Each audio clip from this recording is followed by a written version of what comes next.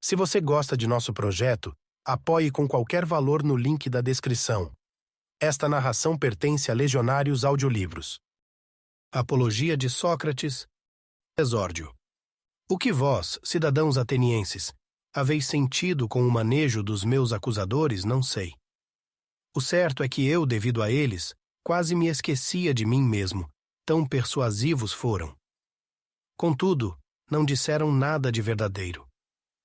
Mas entre as muitas mentiras que divulgaram, uma, acima de todas, eu admiro. Aquela pela qual disseram que deveis ter cuidado para não ser desenganados por mim, como homem hábil no falar. Mas então, não se envergonham disto, de que logo seriam desmentidos com fatos, quando eu me apresentasse diante de vós, de nenhum modo hábil orador. Essa me parece a sua maior imprudência, se todavia denominam hábil no falar aquele que diz a verdade. Porque se dizem exatamente isso, poderei confessar que sou orador, não porém à sua maneira. Assim, pois, como acabei de dizer, pouco ou absolutamente nada disseram da verdade. Mas, ao contrário, eu vô-la direi em toda a sua claridade. Contudo, por Zeus, não ouvireis, por certo, cidadãos atenienses, discursos enfeitados de locuções e de palavras, ou adornados como os deles, mas coisas ditas simplesmente com as palavras que me vierem à boca, pois estou certo de que é justo o que eu digo, e nenhum de vós espera outra coisa. Em verdade, nem conviria que eu, nesta minha idade, me apresentasse diante de vós, ó cidadãos, como um jovenzinho que estuda os seus discursos. E todavia, cidadãos atenienses, isto vos peço. Se sentirdes que me defendo com os mesmos raciocínios com os quais costumo falar nas feiras, ou nos lugares onde muitos de vós me tendes ouvido, não vos espanteis por isso, nem provoqueis clamor, porquanto é esta a primeira vez que me apresento diante de um tribunal, e com mais de 70 anos de idade. Por isso sou quase estranho ao modo de falar daqui. Se eu fosse realmente um estrangeiro, sem dúvida, me perdoaríeis, se eu falasse na língua e da maneira pelas quais tivesse sido educado. Assim também agora vos peço uma coisa que me parece justa. Permiti-me, em primeiro lugar, o meu modo de falar, e poderá ser pior, ou mesmo melhor. Depois, considerai o seguinte, e só prestai atenção a isto, se o que eu digo é justo ou não. Essa, de fato, é a virtude do juiz, do orador, dizer a verdade. Duas classes de acusadores. É justo, pois, cidadãos atenienses, que, em primeiro lugar, eu me defenda das primeiras acusações que me foram apresentadas, e dos primeiros acusadores. Depois, me defenderei das últimas e dos últimos, porque muitos dos meus acusadores têm vindo até vós há bastante tempo, talvez anos, sem jamais dizerem a verdade. A esses eu temo mais do que a Ânito e aos seus companheiros, embora também sejam temíveis esses últimos. Mais temíveis, porém, são os primeiros, ó cidadãos, os quais, tomando a maior parte de vós, desde crianças, vos persuadiam e me acusavam falsamente, dizendo-vos que há um tal Sócrates, homem douto, especulador das coisas celestes e investigador das subterrâneas, e que torna mais forte a razão mais fraca.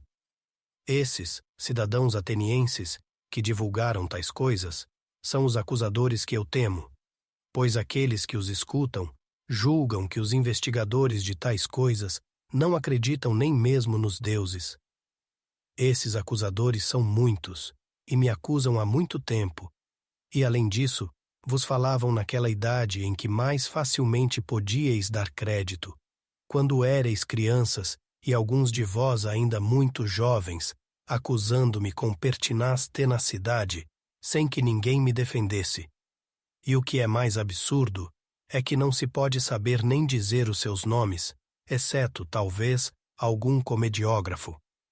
Por isso, quantos por inveja ou calúnia vos persuadiam, e os que, convencidos, procuravam persuadir a outros, são todos, por assim dizer, inabordáveis, porque não é possível fazê-los comparecer aqui, nem refutar nenhum deles. mas devo eu mesmo me defender, quase combatendo com sombras, sem que ninguém me responda. Admiti, também vós, como eu digo, que os meus acusadores são de duas espécies. Uns, que me acusaram recentemente, outros, há muito, e dos quais estou falando, e convinde que devo me defender primeiramente destes, porque também vós os ouvistes acusar-me em primeiro lugar, e durante muito mais tempo que estes outros últimos. Então, cidadãos atenienses, devo defender-me e procurar remover de vossa mente, em tão rápida hora, a má opinião acolhida por vós durante tanto tempo. Eu desejaria consegui-lo, e seria o melhor, para vós e para mim, se defendendo-me obtivesse algum proveito. Mas vejo a coisa difícil, e bem percebo por quê. De resto, seja como Deus quiser. Agora é preciso obedecer à lei e me defender. Acusações antigas. Prossigamos, pois, e vejamos, de início, qual é a acusação, de onde nasce a calúnia contra mim, baseado neste processo que Meleto me moveu. Ora bem, o que diziam os caluniadores ao caluniar-me? É necessário ler a ata da acusação jurada por esses acusadores. Sócrates comete crime e perde a sua obra, investigando as coisas terrenas e as celestes, e tornando mais forte a razão mais débil, e ensinando isso aos outros. Eis, mais ou menos, a acusação. E isso já vistes, na comédia de Aristófanes, onde aparece, aqui e ali, um Sócrates que diz caminhar pelos ares e exibe muitas outras tolices, das quais não entendo nem muito, nem pouco. E não digo isso por desprezar tal ciência, se é que há alguma sabedoria nela, mas o fato é, cidadãos atenienses, que de maneira alguma me ocupo de semelhantes coisas, e apresento as testemunhas. Vós mesmos, e peço que vos informeis reciprocamente, e mutuamente vos interrogueis quantos de vós me ouviram discursar algum dia, e muitos dentre vós sois desses, perguntai-vos uns aos outros se alguém alguma vez me ouviu falar, ou muito, ou pouco, sobre tais assuntos, e então reconhecereis que tais são, do mesmo modo, as outras mentiras que dizem de mim. Na realidade, nada disso é verdadeiro, e se tendes ouvido de alguém que instruo e ganho dinheiro com isso, não é verdade. Embora, em realidade, isso me pareça bela coisa, que alguém seja capaz de instruir os homens, como Górgias Leontino, Pródico de Cou e Hípias de Élide. Porquanto cada um desses, ó cidadãos, passando de cidade em cidade, é capaz de persuadir os jovens, os quais poderiam conversar gratuitamente com todos os cidadãos que quisessem, é capaz de persuadir a estar com eles, deixando as outras conversações. Mas aqui há outro erudito de Paros, o qual eu soube que veio para junto de nós, porque encontrei por acaso um que despendeu com os sofistas mais dinheiro que todos os outros juntos, Cálias de Hipônico. Tem 2 filhos, e eu o interroguei. Cálias, se os teus filhinhos fossem potrinhos ou bezerros, deveríamos escolher e pagar para eles um guardião, o qual os deveria aperfeiçoar nas suas qualidades inerentes. Seria uma pessoa que entendesse de cavalos e de pecuária. Mas como são homens, qual é o mestre que deves tomar para eles? Qual é o que sabe ensinar tais virtudes, a humana e a civil? Creio bem que tens pensado nisso uma vez que tens 2 filhos. Haverá alguém ou não? Certamente! E eu perguntei, quem é, de onde é e por quanto ensina? Eveno de Paros por 5 minas. E eu suponho Eveno muito feliz se verdadeiramente possui essa arte e a ensina com tal garbo. Mas o que é certo é que também eu me sentiria altivo e orgulhoso se soubesse tais coisas. Entretanto, o fato é, cidadãos atenienses, que eu não sei. Ciência e missão de Sócrates. Alguns de vós poderiam talvez se opor a mim. Mas, Sócrates, o que é que fazes? De onde nasceram tais calúnias? Se não tivesses te ocupado em alguma coisa tão diversa das coisas que os outros fazem, na verdade, não terias ganho tal fama, e não teriam nascido estas acusações contra ti. Dize, pois, o que é isso, a fim de que não te julguem a esmo.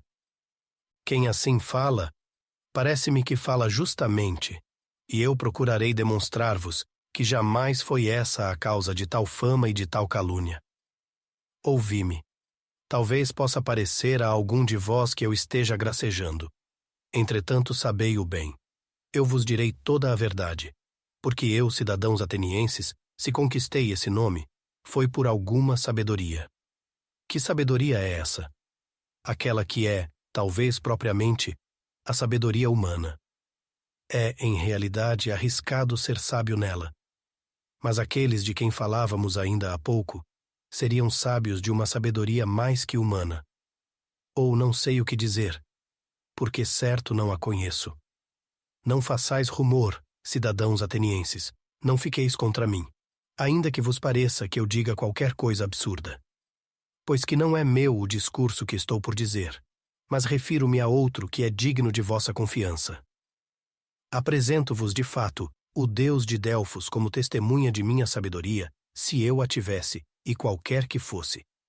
Conheceis bem Querofonte, era meu amigo desde jovem, também amigo do vosso partido democrático, e participou de vosso exílio, e convosco repatriou-se. E sabeis também como era Querofonte, veemente em tudo aquilo que empreendesse. Uma vez, de fato, indo a Delfos, ousou interrogar o oráculo a respeito disso, e, não façais rumor por isso que digo, perguntou-lhe, pois, se havia alguém mais sábio do que eu. Ora, a pitonisa respondeu que não havia ninguém mais sábio. E a testemunha disso é teu irmão, que aqui está. Considerai bem a razão por que digo isso. Estou para demonstrar-vos de onde nasceu a calúnia. Em verdade, ouvindo isso, pensei, que queria dizer o Deus, e qual é o sentido de suas palavras obscuras. Sei bem que não sou sábio, nem muito, nem pouco. O que quer dizer, pois, afirmando que sou o mais sábio? Certo não mente, não é possível. E fiquei por muito tempo em dúvida sobre o que pudesse dizer. Depois de grande fadiga, resolvi buscar a significação do seguinte modo. Fui a um daqueles detentores da sabedoria, com a intenção de refutar por meio dele, sem dúvida, o oráculo, e com tais provas opor-lhe a minha resposta. Este é mais sábio que eu, enquanto tu dizias que eu sou o mais sábio. Examinando esse tal, não importa o nome, mas era, cidadãos atenienses, um dos políticos, este de quem eu experimentava essa impressão, e falando com ele, afigurou-se-me que esse homem parecia sábio a muitos outros, e principalmente a si mesmo, mas não era sábio. Procurei demonstrar-lhe que ele parecia sábio sem o ser. Daí me veio o ódio dele e de muitos dos presentes. Então, pus-me a considerar, de mim para mim, que eu sou mais sábio do que esse homem, pois que, ao contrário, nenhum de nós sabe nada de belo e bom, mas aquele homem acredita saber alguma coisa, sem sabê-la, enquanto eu, como não sei nada, também estou certo de não saber. Parece, pois, que eu seja mais sábio do que ele, nisso ainda que seja pouca coisa. Não acredito saber aquilo que não sei. Depois desse, fui a outro daqueles que possuem ainda mais sabedoria que esse, e me pareceu que todos são a mesma coisa. Daí veio o ódio também deste e de muitos outros. Depois prossegui sem mais me deter. Embora vendo amargurado e temeroso que estava incorrendo em ódio, mas também me parecia dever fazer mais caso da resposta do Deus. Para procurar, pois o que queria dizer o oráculo, eu devia ir a todos aqueles que diziam saber qualquer coisa. E então, cidadãos atenienses, já que é preciso dizer a verdade, me aconteceu o seguinte. Procurando segundo o dedo do Deus, pareceu-me que os mais estimados eram quase privados do melhor, e que, ao contrário, os outros, reputados ineptos, eram homens mais capazes quanto à sabedoria. Ora, é preciso que eu vos descreva os meus passos, como de quem se cansava para que o oráculo se tornasse acessível a mim. Depois dos políticos, fui aos poetas trágicos, e dos ditirâmbicos fui aos outros, convencido de que, entre esses, eu seria de fato apanhado como mais ignorante do que eles. Tomando, pois, os seus poemas, dentre os que me pareciam os mais bem feitos, eu lhes perguntava o que queriam dizer, para aprender também alguma coisa com eles. Agora, ó cidadãos, eu me envergonho de vos dizer a verdade, mas também devo manifestá-la, pois que estou para afirmar que todos os presentes teriam discorrido sobre tais versos quase melhor do que aqueles que os haviam feito. Em poucas palavras direi ainda, em relação aos trágicos, que não faziam por sabedoria aquilo que faziam, mas por certa natural inclinação e intuição, assim como os adivinhos e os vates. E, em verdade, embora digam muitas e belas coisas, não sabem nada daquilo que dizem.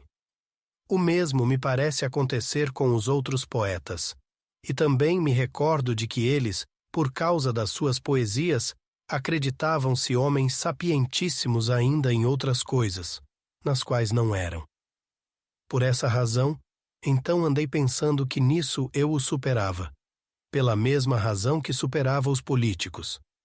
Por fim, também fui aos artífices, porque estava persuadido de que, por assim dizer, nada sabiam, e, ao contrário, tenho que dizer que os achei instruídos em muitas e belas coisas.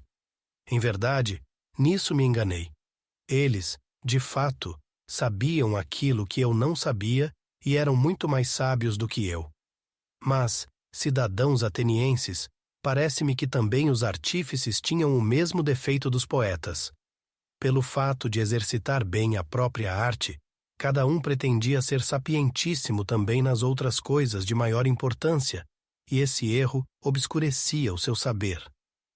Assim, eu ia interrogando a mim mesmo a respeito do que disse o oráculo, se devia mesmo permanecer como sou, nem sábio da sua sabedoria, nem ignorante da sua ignorância, ou ter ambas as coisas, como eles o têm. Em verdade, respondo a mim e ao oráculo que me convém ficar como sou. Ora, dessa investigação, cidadãos atenienses, me vieram muitas inimizades e tão odiosas e graves, que delas se derivaram outras tantas calúnias e me foi atribuída a qualidade de sábio, pois que, a cada instante, os presentes acreditam que eu seja sábio naquilo em que refuto os outros. Do contrário, ó cidadãos, o Deus é que poderia ser sábio de verdade, ao dizer no oráculo que a sabedoria humana é de pouco ou nenhum preço. E parece que não tenha querido dizer isso de Sócrates, mas que se tenha servido do meu nome, tomando-me, por exemplo, como se dissesse: aqueles dentre vós, ó homens, são sapientíssimos os que, como Sócrates, tenham reconhecido que, em realidade, não tem nenhum mérito quanto à sabedoria. Por isso, ainda agora procuro e investigo segundo a vontade do Deus, se algum dos cidadãos e dos forasteiros me parece sábio. E quando não, indo em auxílio do Deus, demonstro-lhe que não é sábio. E ocupado em tal investigação, não tenho tido tempo de fazer nada apreciável, nem nos negócios públicos, nem nos privados. Mas encontro-me em extrema pobreza, por causa do serviço do Deus. Além disso, os jovens ociosos, os filhos dos ricos, seguindo-me espontaneamente, gostam de ouvir-me examinar os homens, e muitas vezes me imitam, por sua própria conta, e empreendem examinar os outros, e então encontram grande quantidade daqueles que acreditam saber alguma coisa, mas pouco ou nada sabem. Daí, aqueles que são examinados por eles encolerizam-se comigo assim como com eles, e dizem que há um tal Sócrates, perfidíssimo, que corrompe os jovens. E quando alguém lhes pergunta o que é que ele faz e ensina, não tem nada a dizer, pois ignoram, e para não parecerem embaraçados, dizem aquela acusação comum, a qual é movida a todos os filósofos, que ensina as coisas celestes e terrenas a não acreditar nos deuses e a tornar mais forte a razão mais débil. Sim, porque não querem, a meu ver, dizer a verdade, isto é, que descobriram a presunção de seu saber quando não sabem nada.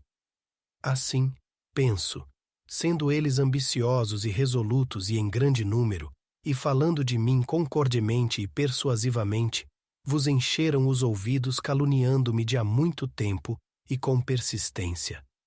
Entre esses, arremessaram-se contra mim Meleto, Ânito e Lícon.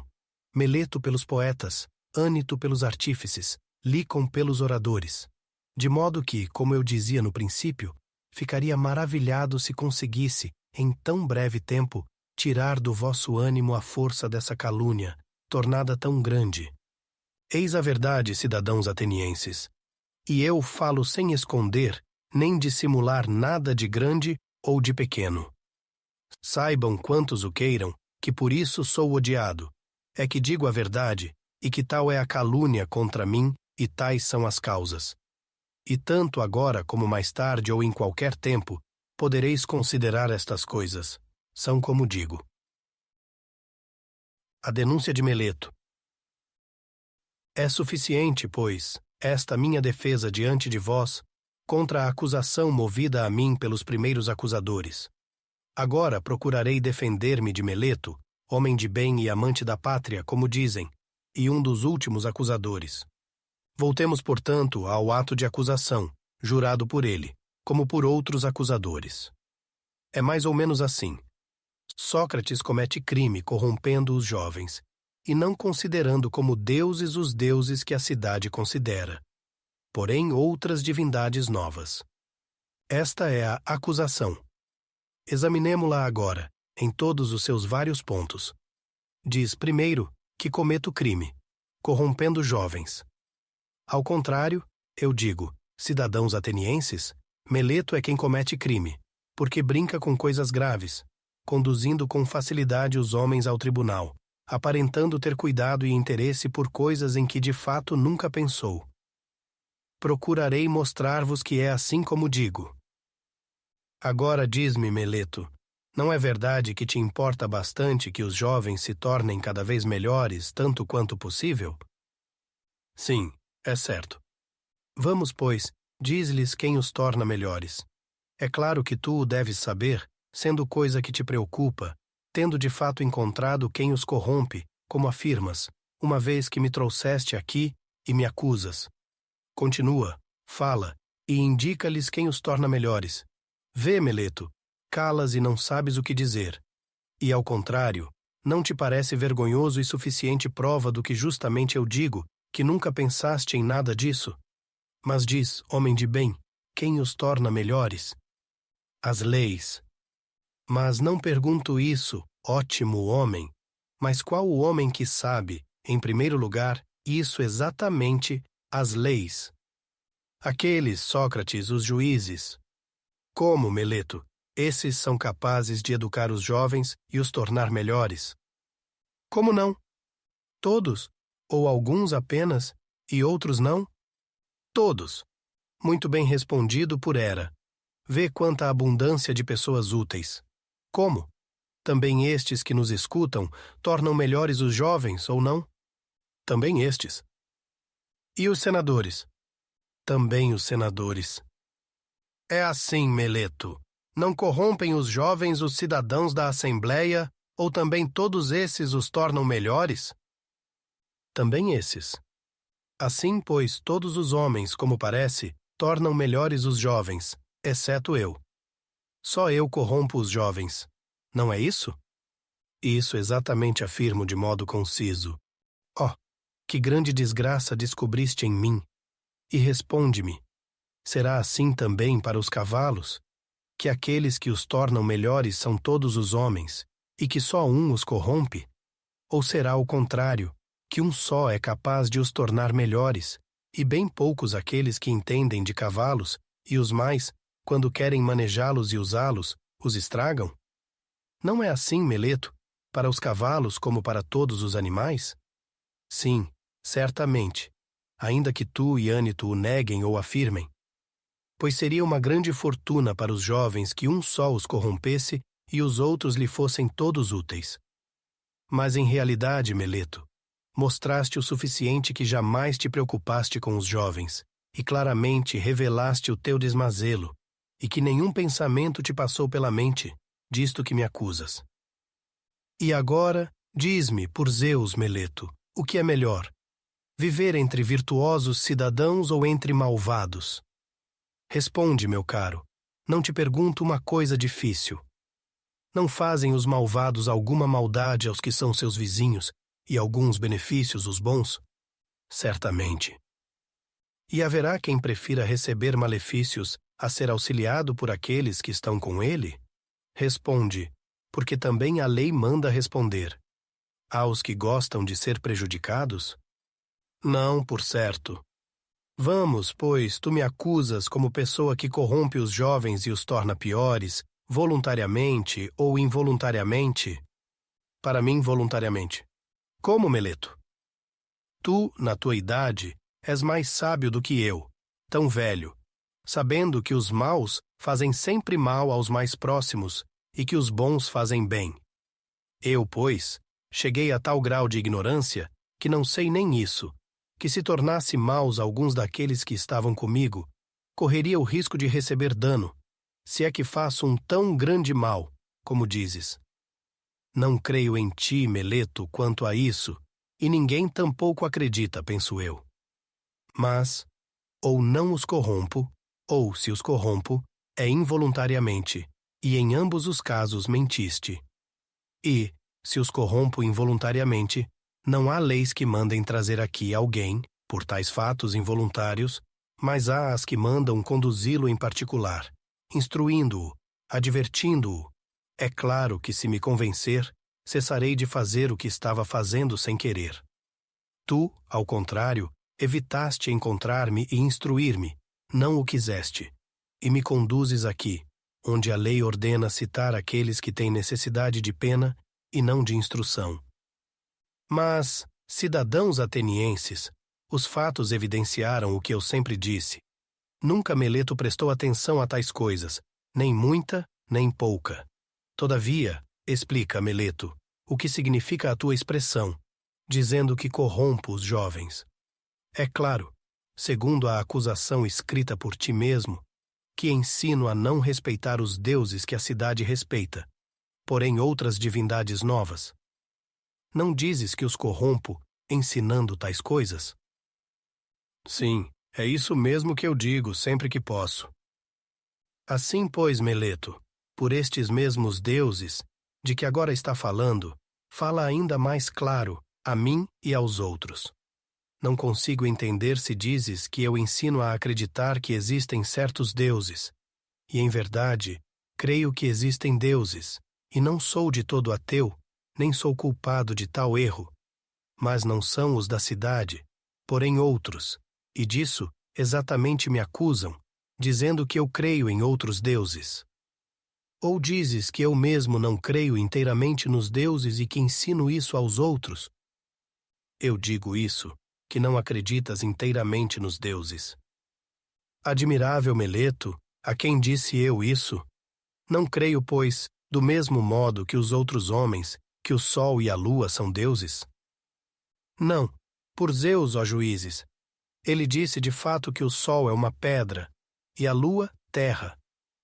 Tu acreditas acusar Anaxágoras, caro Meleto, e me desprezas tanto e me consideras tão privado de letras a ponto de não saber que os livros de Anaxágoras Clasomênio estão cheios de tais raciocínios? De modo que os jovens aprendem coisas de mim, pelas quais podem, talvez, pagando todos no máximo uma dracma, rir-se de Sócrates, quando se lhe atribui arrogância, embora isso pareça estranho. Mas, por Zeus, assim te parece, que eu creio que não exista nenhum Deus? Nenhum, por Zeus, nenhum mesmo. És de certo indigno de fé, Meleto, e também a ti mesmo me parece, tais coisas são inacreditáveis. Porque este homem, cidadãos atenienses, me parece a própria arrogância e imprudência, e certamente escreveu essa acusação por medo, intemperança e leviandade juvenil. De fato, ele, para mim, se assemelha a alguém que proponha um enigma e diga, interrogando-se a si mesmo: perceberá Sócrates, o sábio, que eu estou zombando dele e me contradigo? Ou conseguirei enganá-lo e aos outros que me ouvem? E, ao contrário, me parece que no ato da acusação se contradiz de propósito, como se dissesse: Sócrates comete crime, não acreditando nos deuses, mas acreditando nos deuses. E isso, na verdade, é fazer zombaria. Considerai, pois, comigo, ó cidadãos, de que modo me parece que ele diz isso. Responde-nos tu, Meleto, e vós, como pedi a princípio, não façais tumulto contra mim, se conduzo o raciocínio desse modo. Existem entre os homens, Meleto, os que acreditam que há coisas humanas e que não há homens? Que responda a ele, ó juízes, sem resmungar ora uma coisa, ora outra. Há os que acreditam que não há cavalos e coisas que tenham relação com os cavalos, sim? Ou acreditam que não há flautistas e coisas relativas à flauta, sim? Não há? Ótimo homem. Se não queres responder, digo-o eu, aqui, a ti e aos outros presentes. Mas, ao menos, responde a isto. Há quem acredite que há coisas demoníacas e demônios não? Não há. Oh, como estou contente que tenhas respondido de má vontade constrangido por outros. Tu dizes, pois, que eu creio e ensino coisas demoníacas, sejam novas, sejam velhas. Portanto, segundo o teu raciocínio, eu creio que há coisas demoníacas e o juraste na tua acusação. Ora, se creio que há coisas demoníacas, certo é absolutamente necessário que eu creia também na existência dos demônios. Não é assim? Assim é. Estou certo de que o admites, porque não respondes. E não tomo em apreço os demônios como deuses ou filhos de deuses? Sim ou não? Sim, é certo. Se, pois, creio na existência dos demônios, como dizes, se os demônios são uma espécie de deuses, isso seria propor que não acredito nos deuses. Depois, que, ao contrário, creio nos deuses, porque ao menos creio na existência dos demônios. Se, por outra parte, os demônios são filhos bastardos dos deuses com as ninfas, ou outras mulheres, das quais somente se dizem nascidos, quem jamais poderia ter a certeza de que são filhos dos deuses se não existem deuses? Seria de fato do mesmo modo absurdo que alguém acreditasse nas mulas, filhas de cavalos e das jumentas, e acreditassem não existirem cavalos e asnos. Mas, Meleto, tua acusação foi feita para me pôr à prova, ou também por não saberes a verdadeira culpa que me pudesses atribuir. Por que, pois, te arriscas a persuadir um homem, mesmo de mente restrita, de que pode a mesma pessoa acreditar na existência das coisas demoníacas e divinas, e, por outro lado, essa mesma pessoa não admitir demônios, nem deuses, nem heróis? Isso não é possível. Em realidade, cidadãos atenienses, para demonstrar que não sou réu, segundo a acusação de Meleto, não me parece ser necessária longa defesa, mas isto basta. Aquilo, pois, que eu dizia no princípio, que há muito ódio acumulado contra mim, bem sabeis que é verdade. E isso é o que me vai perder, se eu me perder. E não Meleto, ou Ânito, mas a calúnia e a insídia do povo. Pela mesma razão, se perderam muitos outros homens virtuosos, e outros ainda, creio, serão perdidos. Não há perigo que a série se feche comigo.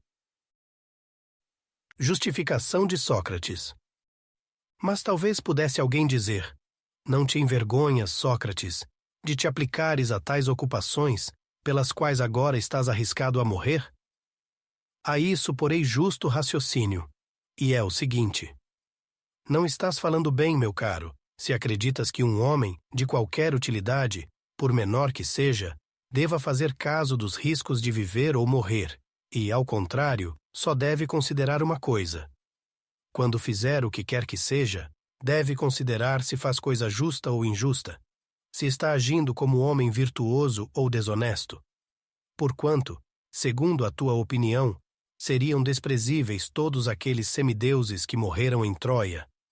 E com eles, o filho de Tétis, o qual, para não sobreviver à vergonha, desprezou de tal modo o perigo que, desejoso de matar Heitor, não deu ouvidos à predição de sua mãe, que era uma deusa, a qual lhe deve ter dito mais ou menos isto: Filho, se vingares a morte de teu amigo Pátroclo e matares Heitor, tu mesmo morrerás, porque imediatamente depois de Heitor, o teu destino estará terminado. Ouviu tais palavras, não fez nenhum caso da morte e dos perigos, e temendo muito mais o viver ignóbil e não vingar os amigos, disse: Morra eu imediatamente depois de ter punido o culpado, para que não permaneça aqui como objeto de riso, junto das minhas naus recurvas, inútil fardo da terra. Crês que tenha feito caso dos perigos e da morte? Porque em verdade assim é, cidadãos atenienses. Onde quer que alguém tenha colocado, reputando o melhor posto, ou se for ali colocado pelo comandante, tem necessidade, a meu ver, de ir firme ao encontro dos perigos, sem se importar com a morte ou com coisa alguma, a não ser com as torpezas. Gravíssimo erro deveria considerar, cidadãos atenienses, quando os comandantes, por vós eleitos para me dirigirem, me assinalaram um posto em Potideia, em Anfípolo, em Délio, não ter ficado eu onde me colocaram como qualquer outro e correndo perigo de morte. Quando, pois, o Deus me ordenava, como penso e estou convencido, que eu devia viver filosofando e examinando a mim mesmo e aos outros, então eu, se temendo a morte ou qualquer outra coisa, tivesse abandonado o meu posto, isso seria deveras intolerável.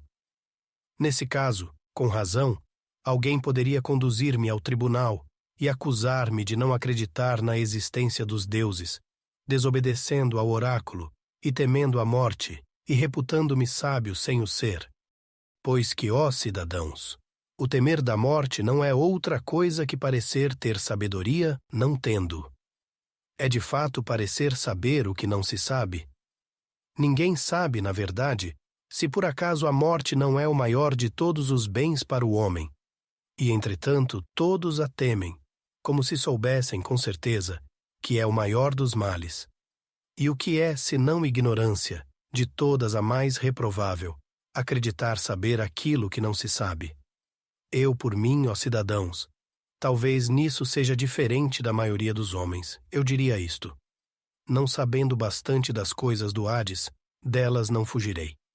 Mas fazer injustiça, desobedecer a quem é melhor e sabe mais do que nós, seja Deus, seja homem, isso é que é mal e vergonha. Não temerei, nem fugirei das coisas que não sei se, por acaso, são boas ou más.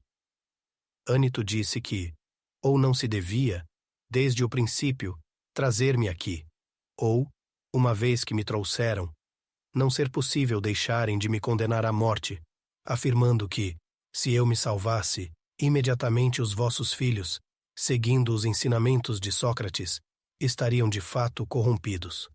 Mas, se me absolvesseis, não cedendo a Ânito, se me dissesseis: Sócrates, agora não damos crédito a Ânito, mas te absolveremos, contanto que não te ocupes mais dessas tais pesquisas e de filosofar, porque se fores apanhado ainda a fazer isso, morrerás.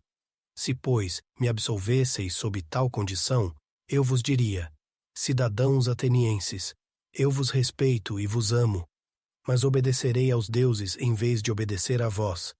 E enquanto eu respirar e estiver na posse de minhas faculdades, não deixarei de filosofar e de vos exortar ou de instruir cada um, quem quer que seja que vier à minha presença, dizendo-lhe, como é meu costume: Ótimo homem, tu que és cidadão de Atenas, da cidade mais famosa pelo saber e pelo poder, não te envergonhas de fazer caso do dinheiro, da glória e das honrarias, e depois não fazer caso e nada te importares com a sabedoria nem com a verdade? E se algum de vós protestar e prometer cuidar, não o deixarei já, nem irei embora, mas o interrogarei, e o examinarei, e o convencerei, e, em qualquer momento que pareça que não possui virtude, convencido de que a possuo, o reprovarei, porque faz pouquíssimo caso das coisas de grandíssima importância e grande caso das parvoíces. E isso o farei com quem quer que seja que me apareça, seja jovem ou velho, forasteiro ou cidadão, tanto mais com os cidadãos, quanto mais me sejam vizinhos por nascimento. Isso justamente é o que me manda o Deus, e vós o sabeis, e creio que nenhum bem maior tendes na cidade, maior que este meu serviço do Deus. Por toda parte, eu vou persuadindo a todos, jovens e velhos, a não se preocuparem exclusivamente, e nem tão ardentemente, com o corpo e com as riquezas, como devem preocupar-se com a alma, para que ela seja quanto possível melhor. E vou dizendo que a virtude não nasce da riqueza, mas da virtude vêm aos homens as riquezas e todos os outros bens, tanto públicos como privados. Se falando assim, eu corrompo os jovens, tais raciocínios são prejudiciais. Mas se alguém disser que digo outras coisas que não essas, não diz a verdade. Por isso vos direi, cidadãos atenienses, que secundado o ânito ou não, absolvendo-me ou não farei outra coisa, nem que tenha de morrer muitas vezes. Não façais rumor, cidadãos atenienses, mas perseverai no que vos estou dizendo, isto é, não vocifereis pelas coisas que vos digo, mas ouvi-me, pois escutando-me, penso que tirareis proveito. Quem perderia mais com a condenação? Aqui estou para vos dizer algumas outras coisas, e talvez por isso levantareis a voz, mas não o deveis fazer. Sabei-o bem. Se me condenais a morrer, a mim que sou tal como eu digo, não causareis maior dano a mim que vós mesmos. E de fato, nem Meleto, nem Ânito me poderiam fazer mal em coisa em alguma. Isso jamais seria possível, pois que não pode acontecer que um homem melhor receba dano de um pior. É possível que me mandem matar, ou me exilem, ou me tolham os direitos civis. Mas, provavelmente, eles ou quaisquer outros reputam tais coisas como grandes males, ao passo que eu não considero assim, e ao contrário, considero muito maior mal fazer o que agora eles estão fazendo, procurando matar injustamente um homem. Ora, pois, cidadãos atenienses, estou bem longe de me defender por amor a mim mesmo, como alguém poderia supor, mas por amor a vós, para que, condenando-me, não tenhais de cometer o erro de repelir o dom de mim que vos fez o Deus. Pois que, se me mandares matar, não encontrareis facilmente outro igual, que, pode parecer ridículo dizê-lo, tenha sido adaptado pelo Deus à cidade, do mesmo modo como a um cavalo grande e de pura raça, mas um pouco lerdo pela sua gordura, é aplicada a necessária esporada para sacudi-lo. Assim justamente me parece que o Deus me aplicou à cidade, de maneira que, despertando cada um de vós, e persuadindo-vos e desaprovando-vos, não deixo de vos esporar os flancos, por toda a parte, durante todo o dia. E outro parecido não tereis tão facilmente, cidadãos. Mas, se me ouvisseis, me pouparíeis. É possível que vós irritados como aqueles que são despertados, quando no melhor do sono, repelindo-me para condescender com ânito, levianamente me condeneis à morte, para dormirdes o resto da vida, se entretanto o Deus, pensando em vós, não vos mandar algum outro. Que eu seja um homem cuja qualidade é a de ser um dom feito pelo Deus à cidade, podereis deduzir do seguinte: não é na verdade do homem, eu ter descuidado das minhas coisas, resignando-me por tantos anos a me descuidar dos negócios domésticos para acudir sempre aos vossos, aproximando-me sempre de cada um de vós em particular, como um pai ou irmão mais velho, persuadindo-vos a vos preocupardes com a virtude? Se, em verdade, disto eu obtivesse qualquer coisa e recebesse compensação de tais advertências, teria uma razão. Mas agora vós mesmos vedes que os acusadores, tendo acusado a mim, com tanta imprudência, de tantas outras coisas, não foram capazes de apresentar uma testemunha de que eu tenha contratado ou pedido alguma recompensa. Pois bem, apresento um testemunho suficiente do que digo, a minha pobreza. Abstenção da política. Mas poderia talvez parecer estranho que eu, andando daqui para lá, me cansasse dando em particular esses conselhos, e depois, em público, não ousasse, subindo diante do vosso povo, aconselhar a cidade. A causa disso é a que, em várias circunstâncias, eu vos disse muitas vezes: a mim me acontece qualquer coisa de divino e demoníaco. Isso justamente Meleto escreveu também no ato da acusação, zombando de mim. E tal fato começou comigo em criança. Ouço uma voz, e toda vez que isso acontece, ela me desvia do que estou a pique de fazer, mas nunca me leva à ação. Ora, é isso que me impede de me ocupar dos negócios do Estado, e até me parece que muito a propósito me impede. Porquanto, sabei-o bem, cidadãos atenienses, se eu, há muito tempo, tivesse empreendido ocupar-me com os negócios do Estado, há muito tempo já estaria morto, e não teria sido útil em nada, nem a vós, nem a mim mesmo. E não vos encolerizeis comigo, porque digo a verdade. Não há nenhum homem que se salve, se quer opor-se, com franqueza, a vós ou a qualquer outro povo, e impedir que muito ato contrário à justiça e às leis se pratique na cidade. E não há outro caminho. Quem combate verdadeiramente pelo que é justo, se quer ser salvo por algum tempo, deve viver a vida privada, nunca meter-se nos negócios públicos. Disso vos poderei dar grandes provas, não palavras, mas o que prezei: fatos. Ouvi, pois, de minha boca o que me aconteceu, para que não saibais que não há ninguém a quem eu tenha feito concessões com desprezo da justiça e por medo da morte, e que, ao mesmo tempo, por essa recusa de toda concessão, deverei morrer. Dir-vos-ei talvez coisas comuns e pedantescas, mas verdadeiras. De fato, cidadãos atenienses, não tenho mais nenhum cargo público na cidade, mas fui senador, e a nossa antiquoida coube por sorte a Britânia, quando quisestes que aqueles 10 estrategistas, que não haviam recolhidos os mortos e os náufragos da batalha naval, fossem julgados coletivamente, contra a lei, no que todos vós conviestes. Então somente eu, dos britanos, me opus a vós, não querendo agir em oposição à lei, e votei contra. E embora os oradores estivessem prontos a me acusar e me prender, e vós os encorajasseis vociferando, mesmo assim, achei que me convinha mais correr perigo com a lei e com o que era justo, do que, por medo do cárcere e da morte, estar convosco, vós que deliberáveis o injusto.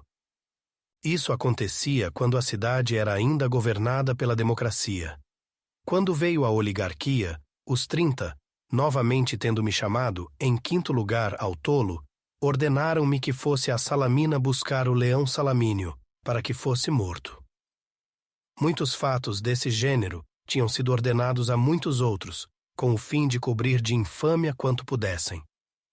Também naquele momento, não com palavras, mas com fatos, demonstrei de novo que a morte não me importava, ou me importava menos que um figo, eu diria se não fosse indelicado dizê-lo, mas não fazer nada de injusto e de ímpio, isso sim, me importa acima de tudo, pois aquele governo, embora tão violento, não me intimidou, para que fizesse alguma injustiça.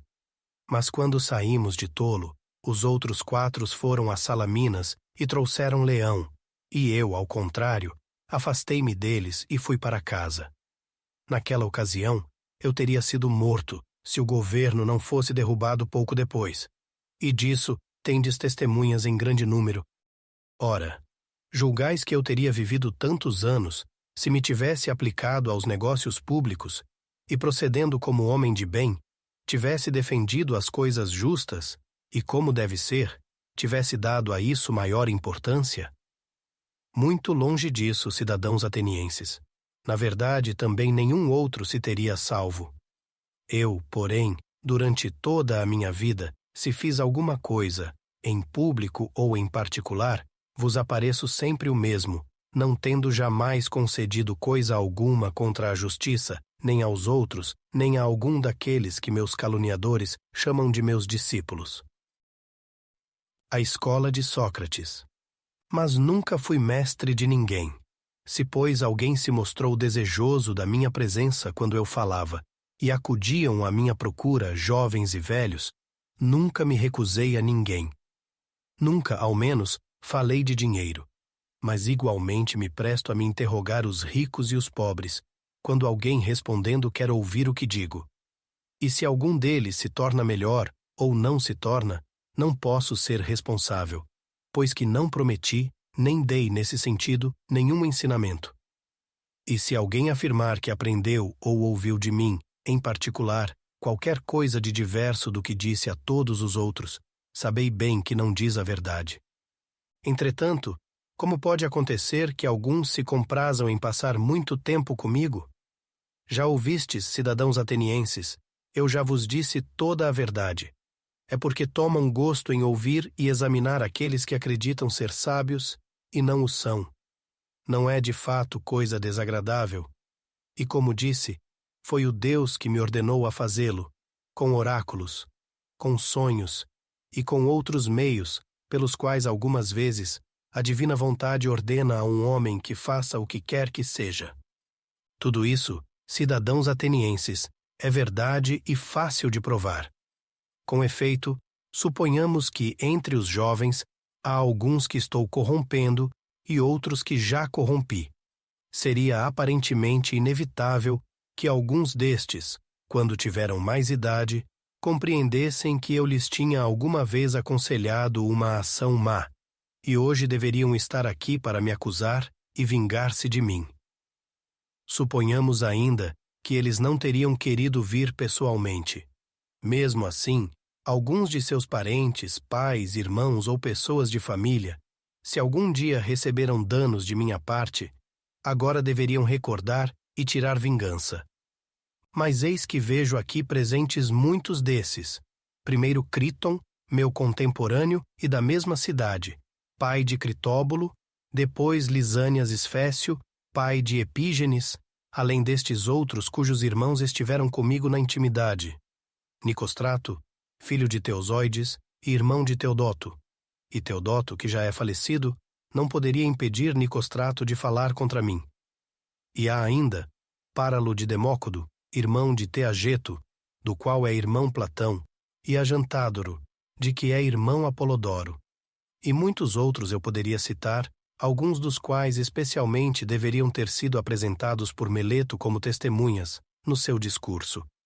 Mas, se agora se esquivam, aos presentes aqui eu lhes permito dizerem se há qualquer coisa dessa natureza. Mas vós, ó juízes, sois de parecer contrário, achareis que todos estão prontos a me ajudar. Mas incorruptíveis homens já de idade avançada, parentes daqueles, que razão teriam para me ajudar senão aquela, reta e justa, convencidos de que Meleto mente e que eu digo a verdade? O estilo da defesa. Assim seja, ó cidadãos. É mais ou menos isso que eu poderei dizer em minha defesa, ou qualquer coisa semelhante. Provavelmente, porém, algum de vós poderá ficar encolerizado, recordando-se de si mesmo. Se sustentou uma contenda, embora em menores proporções do que essa minha, pediu e suplicou aos juízes, com muitas lágrimas, trazendo aqui os filhos e muitos outros parentes e amigos, a fim de mover a piedade ao seu favor. Eu não farei certamente nada disso, embora vá ao encontro, como se pode acreditar, do extremo perigo. É possível que qualquer um, considerando isso, pudesse irritar-se contra mim e, encolerizado por isso mesmo, desse o voto com ira. Se de fato algum de vós está em tal estado de alma, a mim me parece que poderei dizer-lhe o seguinte: também eu, meu caro, tenho uma família, e bem posso, como em Homero, dizer que não nasci de um carvalho nem de um rochedo, pois eu também tenho parentes e filhinhos, ó cidadãos atenienses. 3, um já jovenzinho e 2 meninas. Mas, contudo, não farei vir aqui nenhum deles para vos rogar a minha absolvição. Por que razão não farei nada disso? Não é por soberbia, ó atenienses, nem por desprezo que eu tenha por vós, mas que eu seja corajoso ao menos defronte à morte, isto é outra coisa. Tratando-se de honra, não me parece belo nem para mim nem para vós, para toda a cidade, que eu faça tal na idade em que estou, e com este nome de sábio que me dão, seja ele merecido ou não. O fato é que me foi criada a fama de ser este Sócrates, em quem há alguma coisa pela qual se torna superior à maioria dos homens. Ora, se aqueles que entre nós têm a reputação de ser superiores aos demais, pela sabedoria, pela coragem, ou por qualquer outro mérito procedessem de tal modo, seria bem feito. Frequentemente já notei essa atitude, quando são elas julgadas, em pessoas que, malgrado a reputação de homens de valor que têm, se entregam a extraordinárias manifestações, inspiradas pela ideia de que será coisa terrível ter de morrer, como se, no caso em que vós não o mandasseis à morte, devessem eles ser imortais. São esses homens que, a meu ver, cobrem a cidade de vergonha, e que poderiam suscitar entre os estrangeiros a convicção daqueles que os próprios atenienses escolheram, de preferência, para serem os seus magistrados e para as demais dignidades, não se diferenciem das mulheres. É um procedimento, atenienses, que não deverá ser o vosso, quando possuirdes reputação em qualquer gênero de valor que seja, e que não deveis permitir seja o meu, caso eu tenha alguma reputação, pois o que deveis fazer é justamente que se compreenda isto, que aquele que se apresenta no tribunal, representando estes dramas lamentáveis, será mais certamente condenado por vós do que o que permanece tranquilo. Mas mesmo não fazendo caso da reputação, ó cidadãos, não me parece também justo suplicar aos juízes e evitar a condenação com rogos, mas iluminá-los e persuadi-los. Que o juiz não ceda já por isso, não dispense sentença a favor, mas a pronuncie retamente e jure condescender com quem lhe agrada, mas proceder segundo as leis. Por isso, nem nós devemos habituar-vos a proceder contra o vosso juramento, nem vós deveis permitir que nos habituemos a fazê-lo. Não espereis, cidadãos atenienses, que eu seja constrangido a fazer, diante de vós, coisas tais que não considero nem belas, nem justas, nem santas, especialmente agora, por Zeus, que sou acusado de impiedade por Meleto. É evidente que, se com todo o vosso juramento eu vos persuadisse, e com palavras vos forçasse, eu vos ensinaria a considerar que não existem deuses, e assim, enquanto me defendo, em realidade me acusaria, só pelo fato de não crer nos deuses. Mas a coisa está bem longe de ser assim, porquanto, cidadãos atenienses, creio neles, como nenhum dos meus acusadores, e encarrego a vós e ao Deus de julgar a mim, do modo que puder ser o melhor para mim e para vós. Análise da votação. A minha impassibilidade, cidadãos atenienses, diante da minha condenação, entre muitas razões, deriva também desta. Eu contava com isto, e até antes me espanto do número dos dois partidos. Por mim, não acreditava que a diferença fosse assim de tão poucos, mas de muitos, pois, se somente 30 fossem da outra parte, eu estaria salvo. Nota: dos 501 juízes, 280 a favor e 220 contra. De Meleto, ao contrário, estou livre, me parece ainda, e isso é evidente a todos. Se Ânito e Lícon não viessem aqui me acusar, Meleto teria sido multado em 1000 dracmas, não tendo obtido o quinto dos votos. Discussão das penas. Eles pedem, pois, para mim, a pena de morte. Pois bem, atenienses, que contraproposta vos farei eu? A que mereço, não é assim? Qual, pois, que pena ou multa mereço eu, que em toda a vida não repousei um momento, mas descuidando daquilo que todos têm em grande conta, a aquisição de riquezas e a administração doméstica, e os comandos militares, e as altas magistraturas, e as conspirações, e os partidos que surgem na cidade, conservei-me na realidade de ânimo bastante brando, para que pudesse, fugindo de tais intrigas, me livrar delas, não indo aonde a minha presença não fosse de nenhuma vantagem, nem para vós, nem para mim mesmo. Voltava-me, ao contrário, para os lados aonde eu poderia levar, a cada um em particular, os maiores benefícios, procurando persuadir cada um de vós a não se preocupar demasiadamente com suas próprias coisas, antes que de si mesmo, para se tornar quanto mais honesto fosse possível, a não cuidar dos negócios da cidade antes que da própria cidade, e preocupar-se assim, do mesmo modo, com outras coisas. De que sou digno eu, tendo assim procedido? De um bem, cidadãos atenienses, se devo fazer uma proposta conforme o mérito, e um bem tal que me possa convir. E que convenha a um pobre benemérito que tem necessidade de estar em paz, para vos exortar ao caminho reto. Não há coisa que melhor convenha, cidadãos atenienses, que nutrir um tal homem às expensas do Estado, no Pritaneu. Merece-o bem mais que qualquer de vós que tenha sido vencedor nos Jogos Olímpicos, nas corridas de cavalos, de bigas ou quadrigas. Esse homem, porém, homem rico, não tem necessidade de que se cuide da sua subsistência, mas eu sim tenho necessidade. Portanto, se devo fazer uma proposta segundo a justiça, eis o que indico para mim: ser, às expensas do Estado, sustentado no Pritaneu. Ao contrário, talvez vos pareça que eu, ainda falando disso, o faça com arrogância, pouco mais ou menos como quando falava da consideração e dos rogos. Mas não é assim, cidadãos atenienses. Antes é deste modo. Estou persuadido de que não ofendo ninguém por minha vontade, mas não vos posso persuadir também disto, porque o tempo em que estamos raciocinando juntos é brevíssimo. E eu creio que, se as vossas leis, como as de outros povos, não decidissem um juízo capital em um dia, mas em muitos, vos persuadiria. Ora, não é fácil em tão pouco tempo destruir tão grandes calúnias. Estando, pois, convencido de não ter feito injustiça a ninguém, estou bem longe de fazê-la, a mim mesmo, e dizer, em meu dano, que mereço um mal, e me assinalar um de tal sorte. Que devo temer? É possível que eu não tenha de sofrer a pena que me assinala Meleto, e que eu digo ignorar se será um bem ou mal? E ao contrário disso, deverei escolher uma daquelas que sei bem ser um mal, e propor-me essa pena? O cárcere.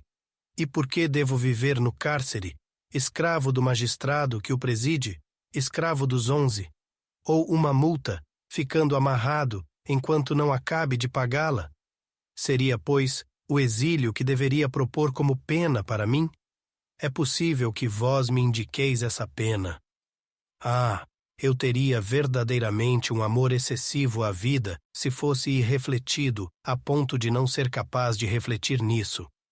Vós que sois meus concidadãos, acabastes por não achar meios de suportar meus sermões. Estes se tornaram para vós um fardo bastante pesado e detestável para que hoje procurei livrar-vos. Serão os meus sermões mais fáceis de suportar para os outros? Muito longe disso, atenienses. Bela vida, em verdade, seria a minha, nesta idade, viver fora da pátria, passando de uma cidade a outra, expulso em degredo. Sei bem que onde quer que eu vá, os jovens ouvirão os meus discursos como aqui. Se eu os repelir, eles mesmos me mandarão embora, convencendo os velhos a fazê-lo.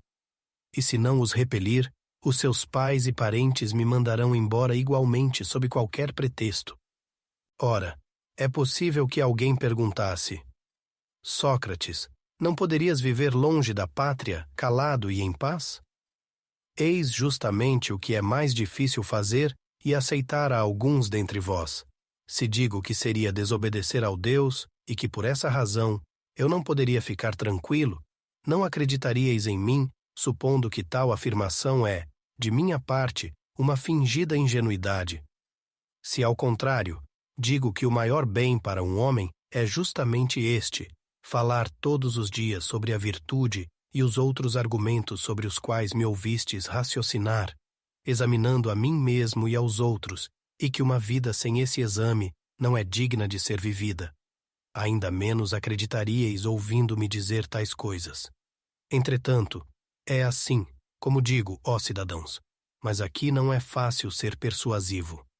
E, por outro lado, não estou habituado a acreditar que seja digno de algum mal. propõe Sócrates uma multa. De fato, se tivesse dinheiro, eu me multaria em uma soma que pudesse pagar, porque não teria prejuízo algum. Mas o fato é que não tenho. Só se quiserdes multar-me em tanto quanto eu possa pagar. Talvez eu vos pudesse pagar uma mina de prata.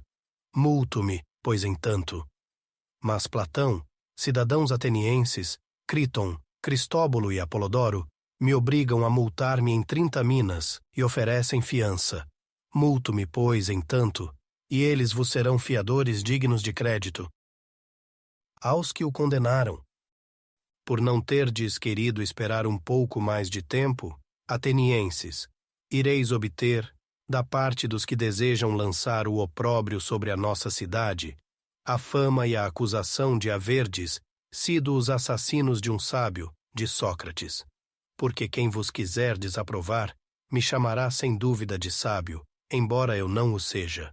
Pois bem, tivesseis esperado um pouco de tempo, a coisa seria resolvida por si. Vós vedes, de fato, a minha idade. E digo isso não a vós todos, mas àqueles que me condenaram à morte. Digo, além disto, mais o seguinte a esses mesmos. É possível que tenhais acreditado, ó cidadãos, que eu tenha sido condenado por pobreza de raciocínios, com os quais eu poderia vos persuadir, se eu tivesse acreditado que era preciso dizer e fazer tudo para evitar a condenação. Mas não é assim. Caí por falta, não de raciocínios, mas de audácia e imprudência, e não por querer dizer-vos coisas tais que vos teriam sido gratíssimas de ouvir, choramingando, lamentando e fazendo e dizendo muitas outras coisas indignas, as quais, é certo, estais habituados a ouvir de outros. Mas, nem mesmo agora, na hora deste grande perigo, eu faria nada de inconveniente, nem mesmo agora me arrependo de me ter defendido como fiz. Antes prefiro mesmo morrer, tendo-me defendido deste modo, a viver daquele outro. Nem nos tribunais, nem no campo, nem a mim, nem a ninguém, convém tentar todos os meios para fugir da morte. Até mesmo nas batalhas, de fato, é bastante evidente que se pode evitar morrer, jogando fora as armas e suplicando aos que perseguem. E muitos outros meios há, nos perigos individuais, para evitar a morte quando se ousa dizer e fazer alguma coisa. Mas, ó cidadãos, talvez o difícil não seja fugir da morte. Bem mais difícil é fugir da maldade, que corre mais veloz que a morte. E agora eu, preguiçoso como sou, e velho, fui apanhado pela mais lenta, enquanto os meus acusadores, válidos e lépidos, foram apanhados pela mais veloz, a maldade.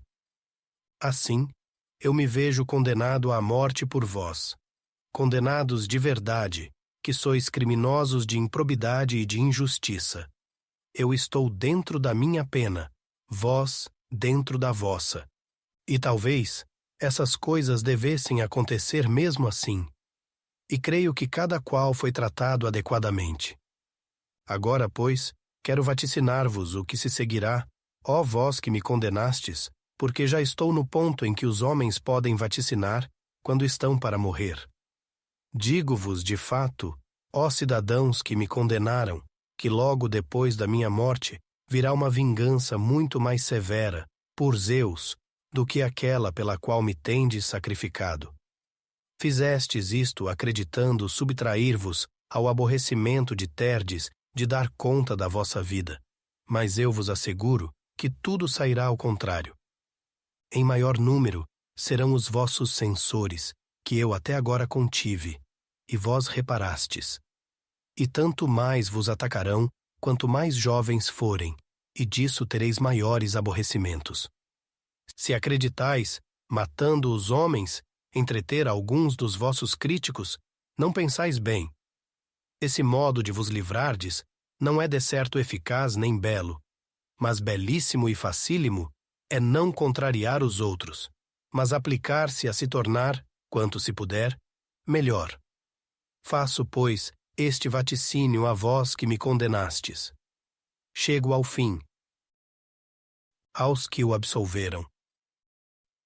Quanto àqueles cujos votos me absolveram, eu teria prazer de conversar com eles a respeito deste caso que acaba de ocorrer enquanto os magistrados estão ocupados, enquanto não chega o momento de ter de ir ao lugar onde terei de morrer. Ficai, pois, comigo este pouco de tempo, ó cidadãos, porque nada nos impede de conversarmos mais um pouco enquanto se pode. É que a vós, como meus amigos, quero mostrar que não desejo falar do meu caso presente.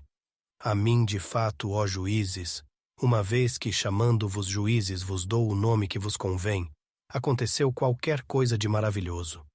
Aquela minha voz habitual do demônio, daimon centigênio, em todos os tempos passados, me era sempre frequente, e se opunha ainda mais nos pequeninos casos, cada vez que fosse para fazer alguma coisa que não estivesse muito bem.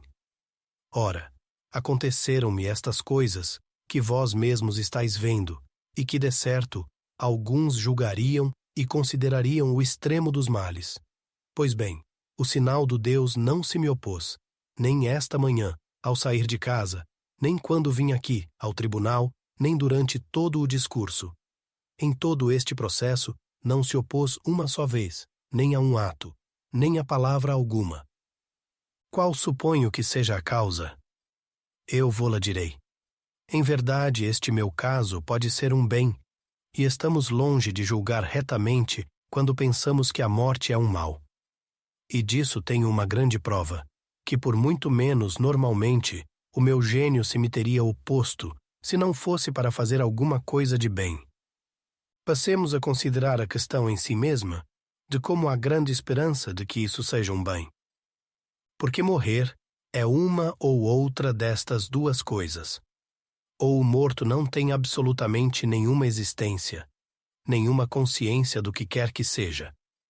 Ou, como se diz, a morte é precisamente uma mudança de existência, e para a alma, uma migração deste lugar para um outro.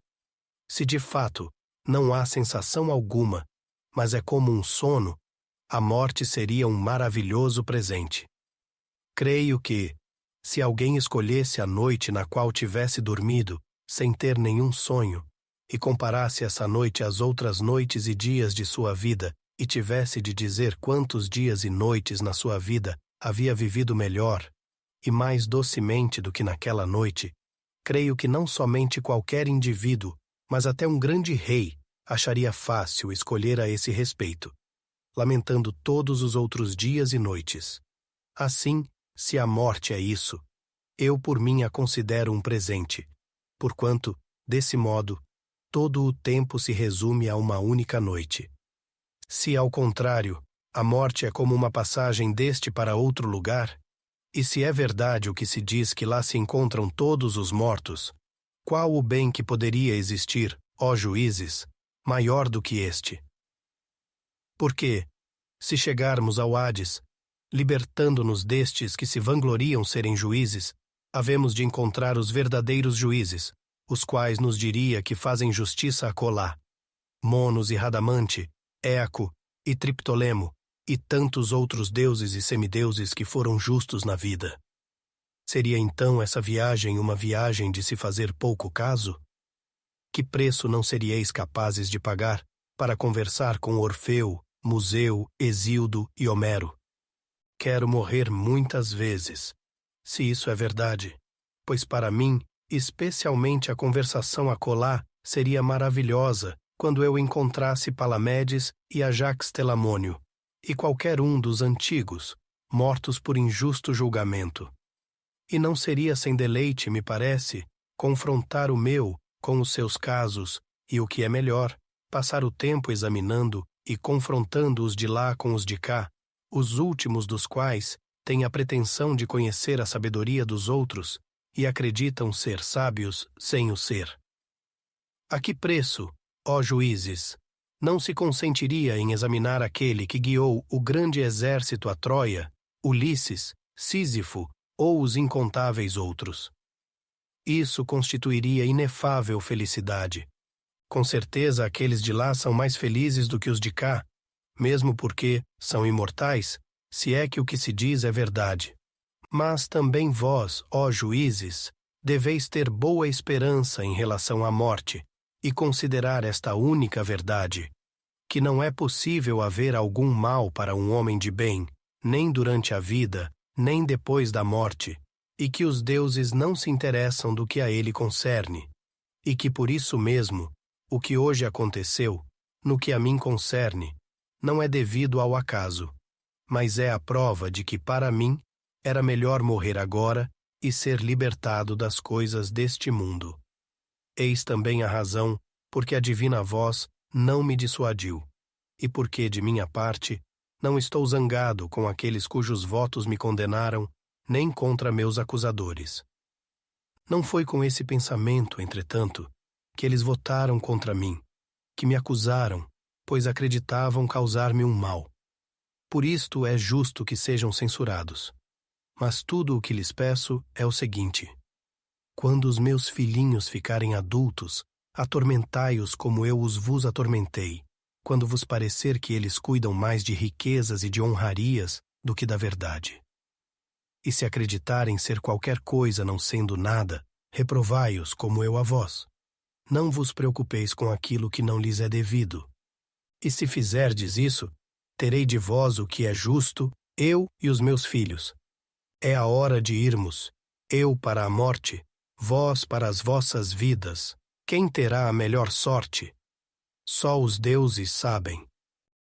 Esta narração pertence a Legionários Audiolivros. Se você gosta de nosso projeto, apoie com qualquer valor no link da descrição.